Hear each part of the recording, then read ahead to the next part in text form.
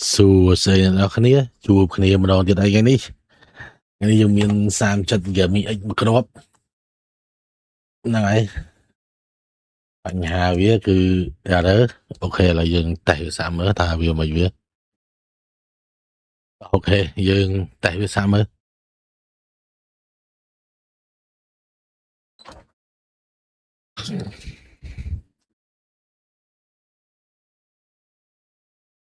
ok miền rụp hiệu màu ấy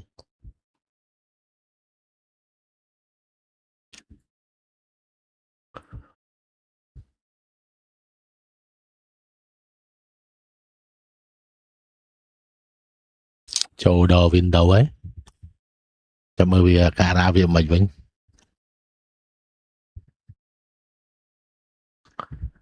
tại những ai xong khứ đuôi bạn đã đi tới cả ra việc khế châu ấy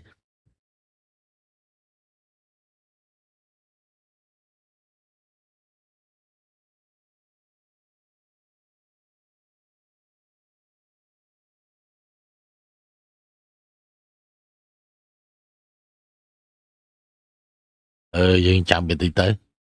trong một squad driver á Sam chật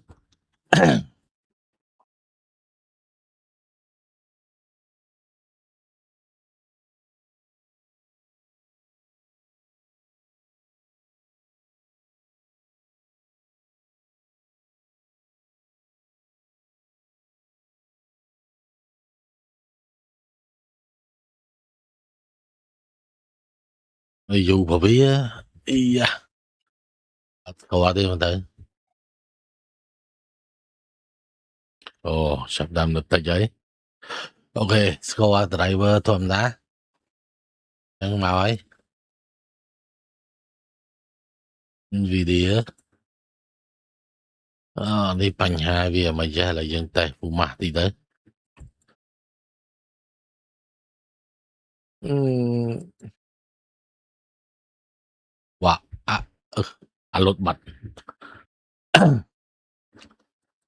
អញអញពេកចេះលុតបាត់ហើយអាលុតខំជ្រើបាត់ហើយអាលុត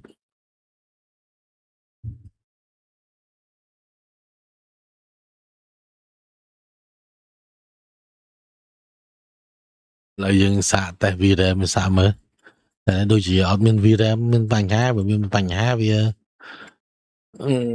ត្រូវអត់ស្គាល់ driver ទេ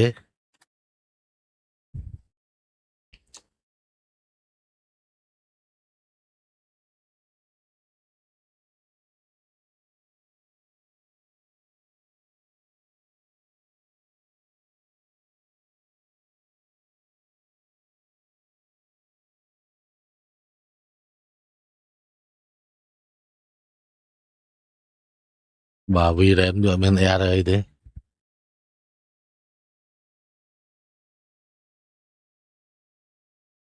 ផាសឡើយយើងចូលវាម្ដងមើលអឺ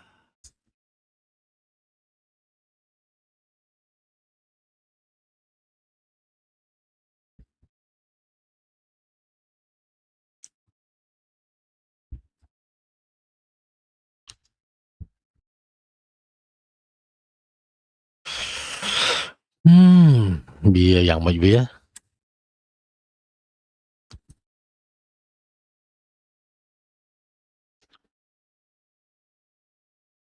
bà châu mau window thòm ra rồi đấy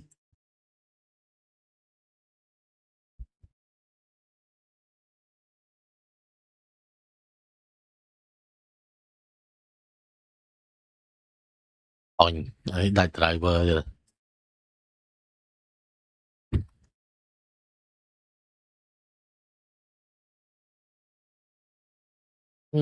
mày có vì lên score bên chân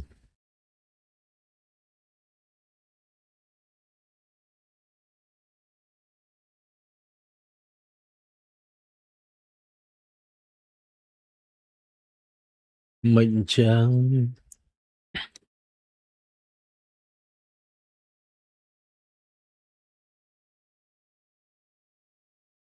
lại cho mơ tích đã biết qua driver nhưng tại phụ mam đong tiết sân VR thế nhưng tôi đã chạy mới đó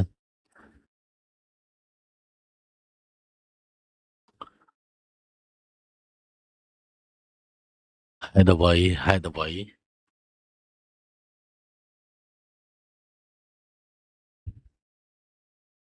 lý còn là vì đợt tịch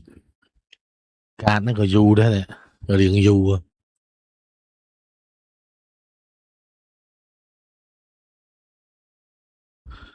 chỉ tu tới mình du trong dạng năng thế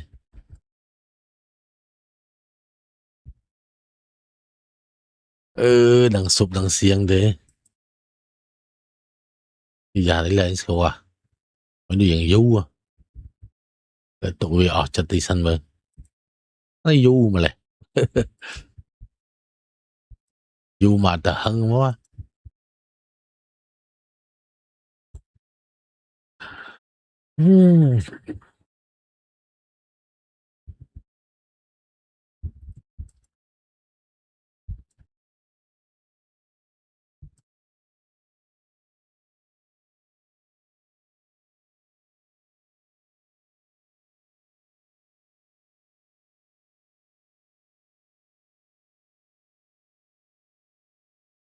mà đấy là score lại với ngày xưa ấy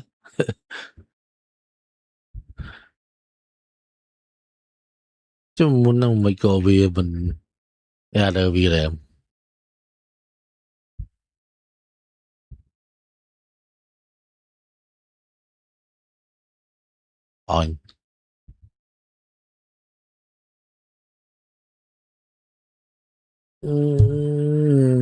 open si ada mùi à mùi chịch mùi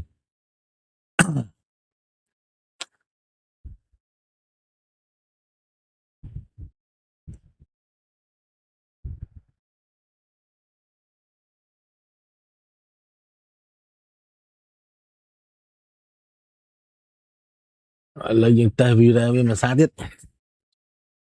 yeah mà giờ lại chứ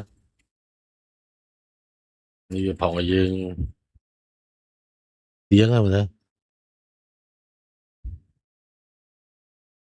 lấp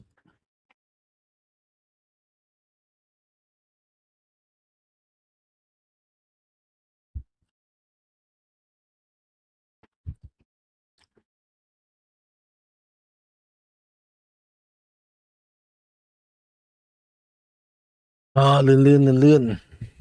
tiếng ấy xúc khơi chân đầu địa khơi nhà đây phá tiết trời ơi ok lại ta xem tập bài về ví dụ như đo chạy mơ món này là gì đo mơ mới giờ mà với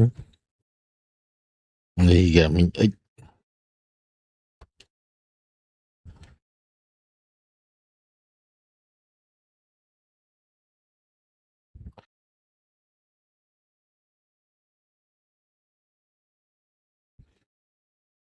lại về tèo vèo ấy tèo vèo hơi thì nó mới duyên lời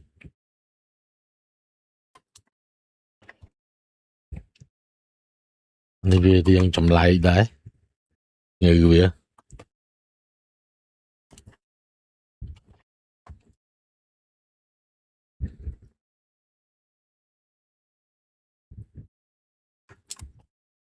chung người đôi chậm lại lấy đôi chị mà cha tha vô từ lại cái ta hồi bi ra em này khi nhóm ta hẳn khi hồi bi ra em ta ngò mà duyên cái cái kia miền vị trí con này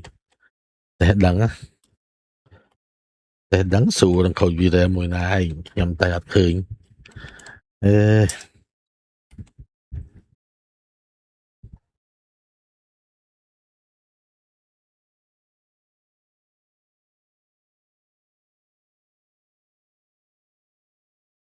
Đâu vậy, hai đâu vậy.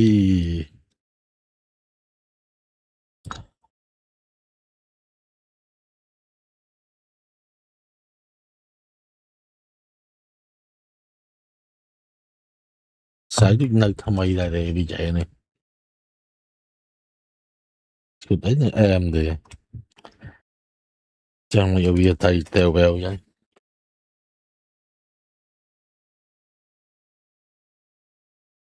Ờ,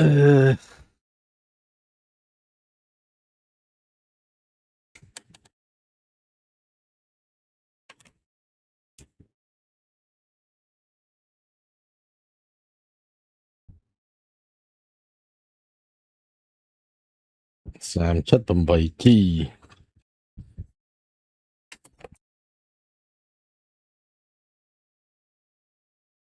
Sạch, bốn nó xa thì.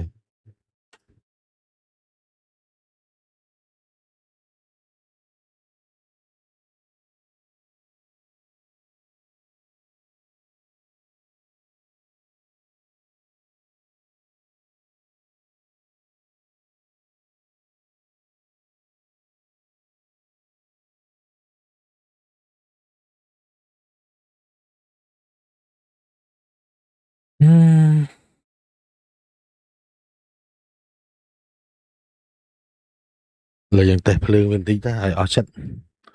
Nhưng mà là có chip thôm á.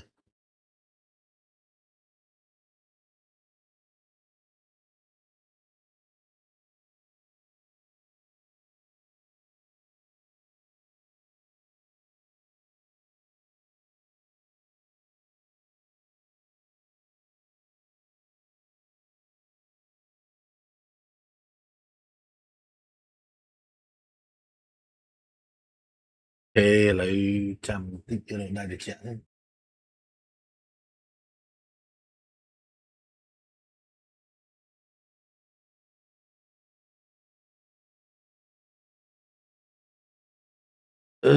Đại được chạy mà ngày bạn hạ thập đòn.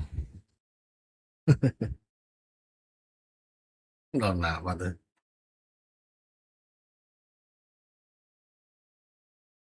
Ủa, này chẳng món đó.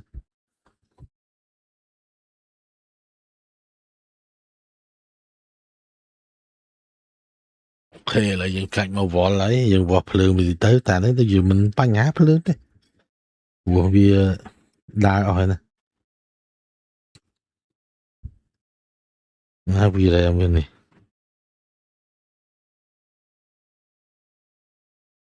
Giờ bắn ngáp lương đấy. Ừm,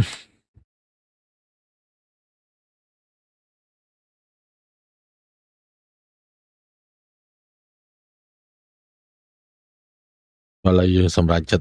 giang nà.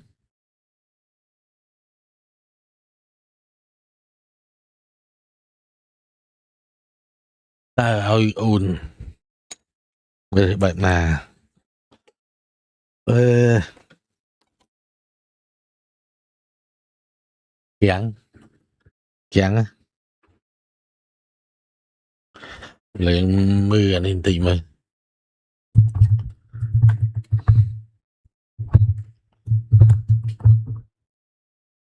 Microscope.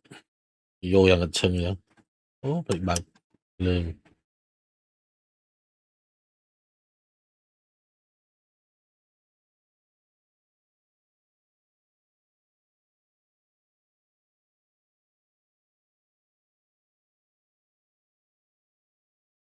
Ồ, làm việc họp lướt cái này.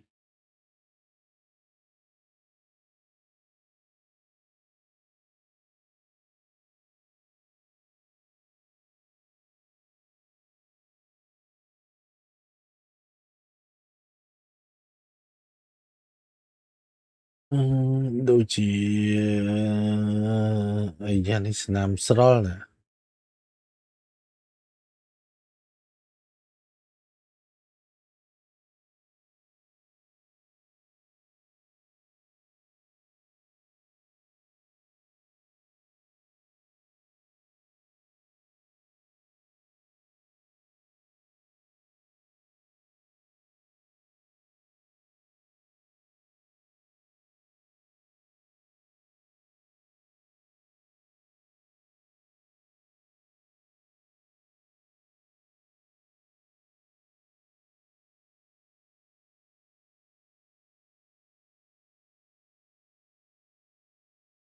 នេះស្នាមស្រល់ច្រើនពីនេះធ្លាប់លើកហើយ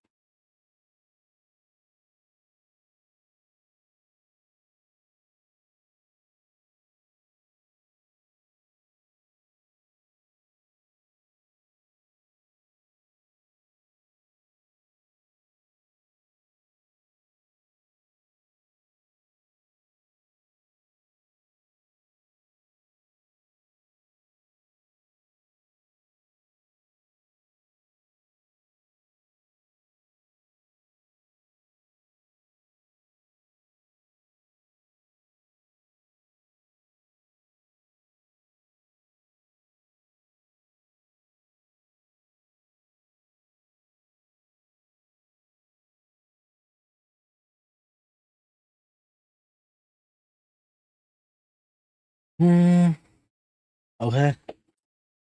ឡូវយើងសម្រាប់ចិត្តលើកទាំងអស់ហ្មងទាំង VRAM ទាំង chip នឹងចោលអស់ហ្មងទៅហើយយើង reball ឲ្យវាសាមឲ្យវាឲ្យគេច្រឡំប៉ុន្តែខ្ញុំប្រយ័ត្នតម្លៃមួយគេហើយដែរយើងអាចចាត់ចែងតាមហ្នឹងបានហ្នឹងហើយឥឡូវកុំឲ្យខាត់ពេលវេលាយូរយើងចាត់ចែងតាមហ្នឹងទៅអស់ហើយចាំមិនមកចាំគិតទៀត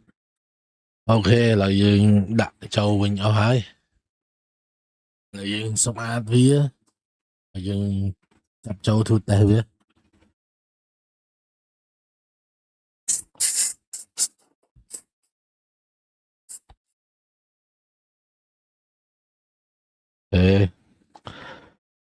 ចាំជូតវាកុំឲ្យវាមានស្រល់លាងវាស្អាតមក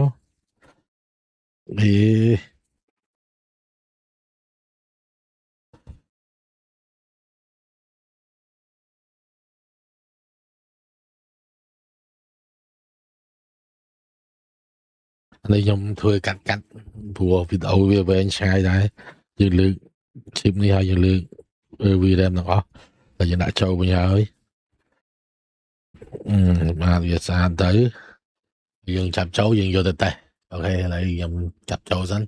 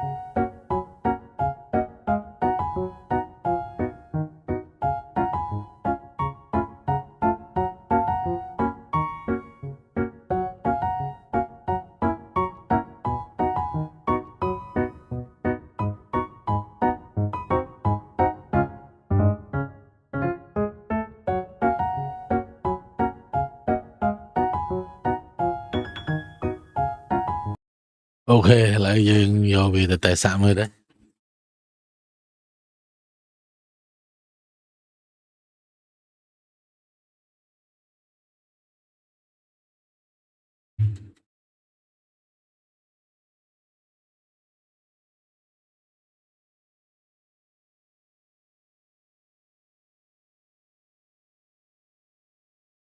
អូខេចាំមើលរូបភាពមក yes មកហើយ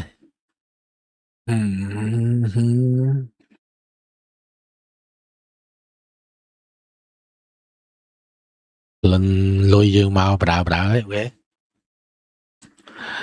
số bơi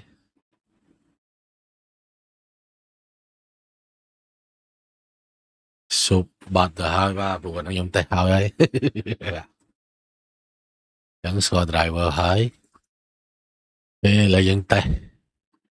mình smite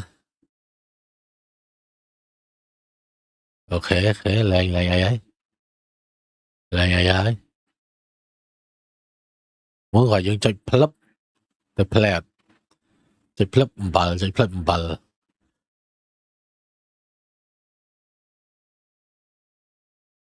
ok cũng đại vì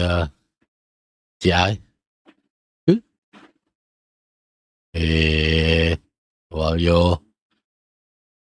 chẳng mấy tay xa xa ACM ấy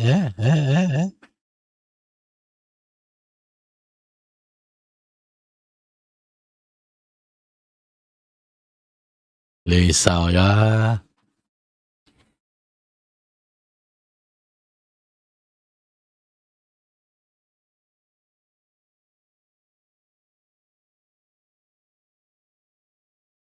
ok vì bên đây phải lên à lốt đây trong đang là lốt lươn để đấy đây CD Max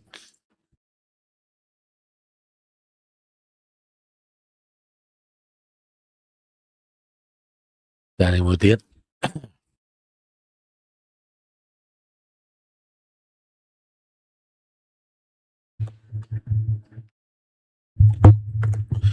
lần lôi mau ấy ok chẳng nè đại miền bạch hà cả với cát complete nhiều một tên đi mình ta vì vậy tôi thun còn mong mãi lo còn mong mấy thứ đó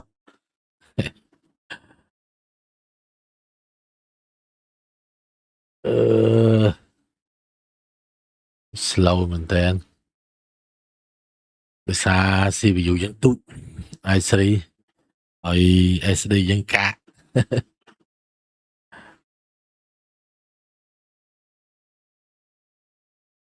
chẳng vì slow thì vậy ta đi khỏi dân tay vì mình giờ vậy đây tạm cam chứ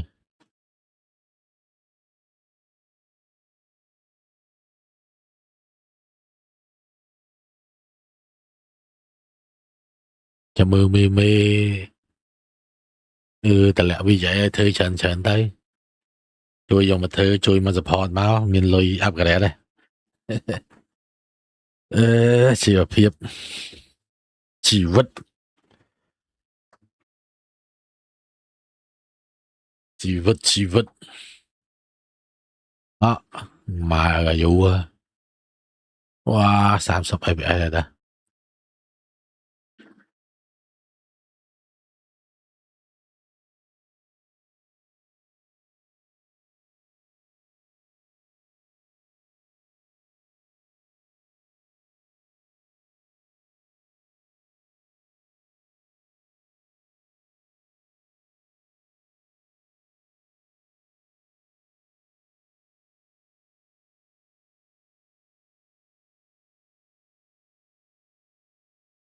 ok chào mừng vị chạm rắn chọc đấy thì lôi đây nên nó phải đại dương lượng xịt lượng ấy làm với ỏi xa thôi tình yêu mà được treo chả lâu một số nọ với thầm ấy bơi phở du tới cả đại khác thường mới gặp mặt đây cái xa số nọ vì là ngầm đại vì mà là vì con nó phiếp á trong vì thừa lại lại đây tống bè lại thúng cái đầy ok đấy là chậm dừng ta tối thế ta bên nó lấy bắt đầu ok bye bye công ty vô bạn công ty chặt chẽ